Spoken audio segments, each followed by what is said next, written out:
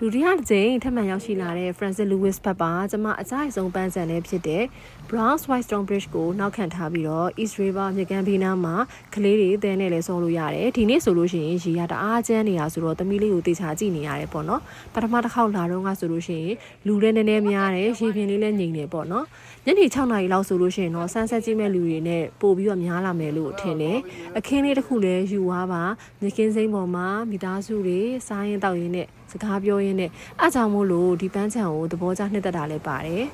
ရေရဲ့နောက်ခံလေးနဲ့ပြီးတော့ပန်းချံလည်းရှိတယ်မြကင်းစိမ်းလည်းရှိတယ်ဆိုတော့အဆဆရရပြည့်စုံနေလို့မြင်တယ်အားကြောင့်မို့လို့ flashing back က Whitestone ဒီ Francis Lewis ဘက်ကိုသွားကြည့်ပါလို့ recommend ပေးချင်ပါတယ်ရှင့်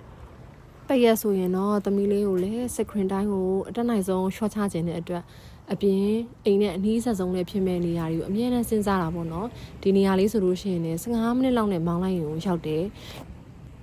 ဒီပန်းချန်လေးရဲ့အားနည်းချက်ကကြတော့လာတဲ့နှစ်ခေါက်လုံးမှာ restaurant ကပိတ်ထားတယ်ပေါ့နော်မိသားစုလိုက်သွားတဲ့ခါမှာတော့ဒါလေးကတော့အားနည်းချက်ရှိတယ်နယူးယောက်ထဲမှာကလေးနဲ့မိသားစုလိုက်သွားလို့လာလို့ကောင်းတဲ့နေရာလေးတွေကို My Little Country Facebook page နဲ့ YouTube channel မှာအမြဲတမ်း update လေးတွေတင်သွားပေးမှာဖြစ်တဲ့အတွက် follow ပေးထားပါအောင်နော်ကျေးဇူးအများကြီးတင်ပါတယ်ရှင့်